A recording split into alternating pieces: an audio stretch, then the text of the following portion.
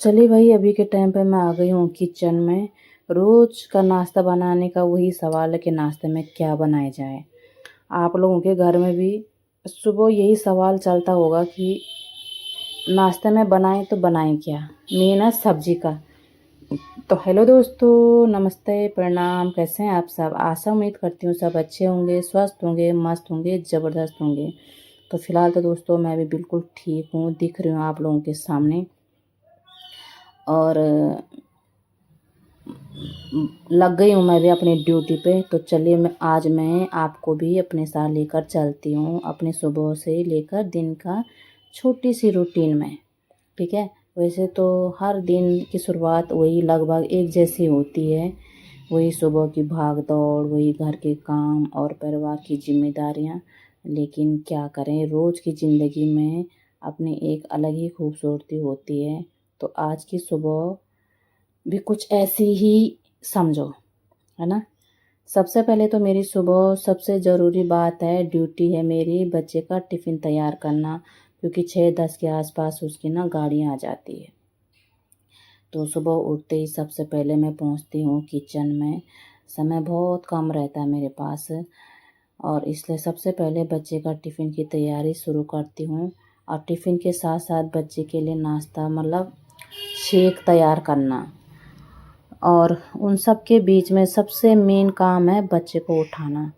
बहुत मुश्किल लगता है मुझे, मतलब कैसे उठता ही नहीं है, बिल्कुल नहीं। उससे तैयार करवाना, यानी कि बड़ा तो हो गया पर जल्दी जल्दी तैयार होता नहीं है फिर। तो सुबह का ये सबसे पूरा भाग दौड़ में ही निकल जाता है मेरा सुबह का दिनचर्या। एक तरफ किचन में काम चल रहा होता, दूसरी तरफ मेरी मोटर चल रही होती, और तीसरी तरफ मेरा एक दिमाग में ये चलता है कि कहीं गाड़ी ना छूट जाए मेरे लिए मतलब बच्चे के लिए। क्योंकि होता है ना कि बच्चों का दिमाग में ये सोचते हैं वो कि भाई गाड़ी छूट भी जाएगी तो स्कूटी में मैं चले ही जाऊंगा, भेज देगी मम्मी। तो भाई मम्मियों का तो घर में होता है, कहीं काम में होते हैं, कहीं होता है कि भाई है ना, ये काम रहता तो हम बोलते कि हमारा एक ही काम है कि चलो हम तुमको छोड़ने वहाँ। जब बस लगा रखी है, बस के पैसे देते हैं, तो टाइम पे क्यों ना हम अपने बस स्टैंड पर पहुँच जाएं। मैं हमेशा यही बोलती हूँ बच्चों के लिए कि भाई चाहे हम 10 मिनट वहाँ पर खड़े हो जाएं, वेट कर लें, पर अपना टाइम पर घर से निकल जाएं तो अच्छा रहेगा, है ना। क्योंकि बस वालों का तो यही होता है कि वो जल्दी आ जाएंगे तो हमारे लिए गाड़ी छोड़ जाएगी, वो लेट भी आएंगे तब भी हमको ही वेट करना पड़ेगा, उनको नहीं, है ना। उनका अपना अपना वो है, वो उनको बोलने का कोई वो रीज़न भी नहीं है। हमारे ऊपर ही होता है सब कुछ कि हमने किस हिसाब से एडजस्ट, मतलब हमको करना पड़ेगा हर तरीके से, है ना। क्योंकि हम किसी के लिए बोल भी नहीं सकते। तो अब बच्चे के जाने के बाद थोड़ा सा मैं घर में पहुंची, दूध गर्म करा, साथ में मैं ना दूध भी ले आती हूँ।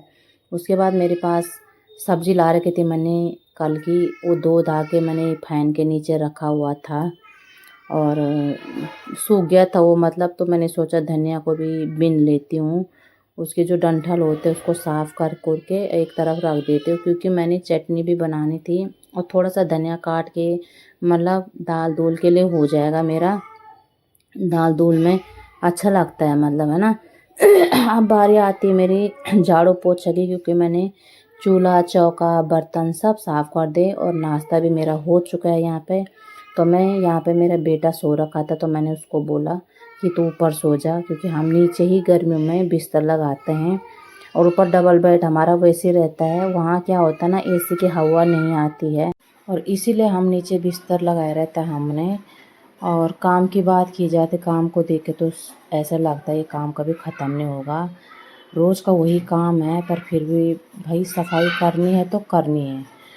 काम के साथ साथ मैंने यहाँ पर अपना दाल दूल भी चढ़ा दिया था, जिसमें मैंने सब कुछ डाल दिया था। मिक्स दाल आई, उसके बाद मुझे सिर्फ छौंका ही लगाना था। और मिक्स दाल मेरे बच्चों की बहुत फेवरेट है। मुझे पता था कि सुबह का टाइम यूँ चले जाएगा और पता ही नहीं चलेगा कब दिन का टाइम हो गया है, और मेरे छोटा वाले बच्चे का आने का टाइम भी हो गया है। तो इसीलिए मैंने कहा मैं पहले दाल और चावल चढ़ा देती हूँ, बाकी का काम तो होता रहेगा। साथ में मैंने यहाँ पे धनिया ला रखा था कल का, तो भाई दाल में धनिया ना डालो ये भी वो हो सकता है कभी, है ना। तो इसकी तो खुशबू कुछ अलग ही आती है। तो उम्मीद करती हूँ आप लोगों को मेरे दिनचर्या पसंद आए और आप मुझे इसमें सपोर्ट करें। तो ठीक है, फिर बाय बाय, मिलते हैं नेक्स्ट वीडियो में।